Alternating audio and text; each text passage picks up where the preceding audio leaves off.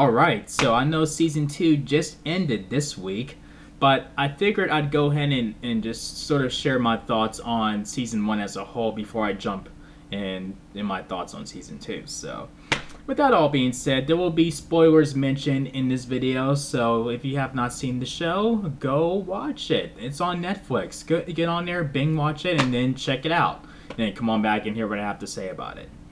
But, I gotta say, I was, curious to see how that would turn out. Like, seeing all these supporting characters from Arrow and Flash, how they would basically work, how would they work together and, being heroes, like, outside of the heavy hitters, like with Green Arrow and Flash. And I gotta say, I think the Flash, opened the doors for, for basically for this to happen. I mean, when the Flash came, was when when the Flash was on air, I think that knocked down the floodgates, for the Arrowverse, and that's what expanded, the success of that show expanded this universe, and now we have Legends because of the Flash. I mean, I think it's really the Flash that really opened the doors for this show, and I think that's also with Supergirl. That's what shift her over to in this universe too. Even though she's on a whole nother different Earth, but still they still are aware of each other and they're still friends and they can visit each other at almost any time. So I mean, it's just, if you were to tell me that this was going to happen, that that there was going to be another show that shares the same universe as Arrow, and then there's going to be a spin-off show with all the supporting characters coming together and where they're basically, being heroes. And on top of that, they got two villains from the Flash in this lineup too, and it's like, I don't see how they're going to quickly change from villains to to good guys. I mean, I don't get it.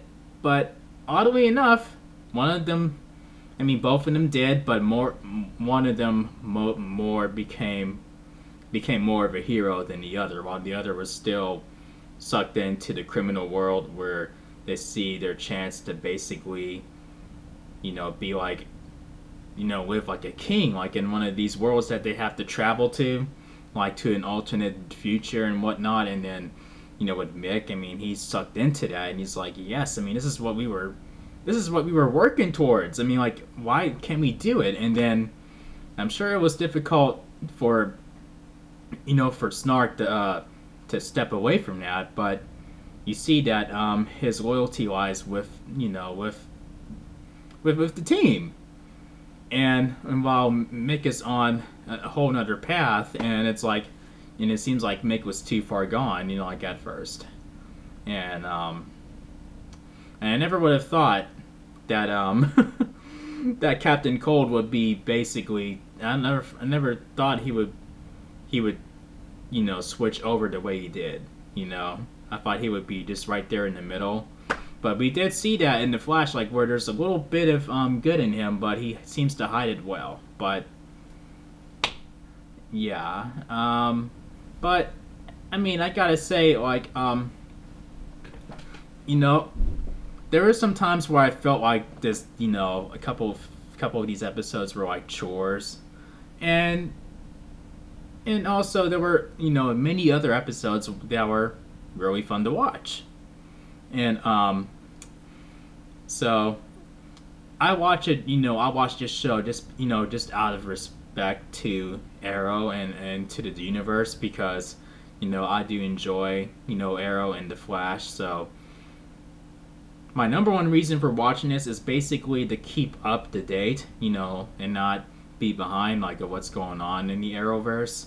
It's so I basically make it I guess I do make it an obligation of mine to really see what's going on. You know what I mean? So, I mean, it was rewarding at times, and at other times it felt like a chore. Like, do I really gotta watch this? But you know, like I'm sure some shows feel like that, but Arrow really hasn't felt like that. Season 4 is another story, but you know, The Flash hasn't felt like that. Supergirl hasn't felt like that. So Legends, this show is basically the weaker, like the weakest of those four shows, in my opinion. I mean, I'm sure there's many of you who would say that this is the strongest of the four, and I totally respect that. But that's just my personal opinion. But it's still, you know, worth watching, and I mean, I just don't have it in me to watch just one show in that lineup. Saying no, I'm just gonna watch Arrow. I don't really care for the Flash or all that. I can't watch the other ones. I can't get into them. I just can't do it. My OCD will act up like crazy. I have, if I'm gonna start with one show, I gotta get into the rest of it. I gotta be fully dedicated to the whole Arrowverse and see what's going on here and here and here and here and here and here. But it overall it worked out, and you know, like now that just made the possibilities even greater. You know, like this show. So I mean, yeah. I mean, with that all being said, this gets 3.5 chair spins out of 5. So here we go. 1, 2, 3.5 chair spins. So yeah, I mean, feel free to tell me what you think of this show, if you think it's better than the other shows or whatnot, or do you agree with me? I don't know, feel free to tell me in the comment section. I'm going to go ahead and, right, as soon as I'm done with this, I'm going to jump right into my review for Season 2. So, if you guys enjoyed my review on Season 1, make sure you thumb up the video, make sure you click subscribe if you're a newbie to the channel. Thank you for watching, and I'll see you guys in the next video. Peace out, y'all.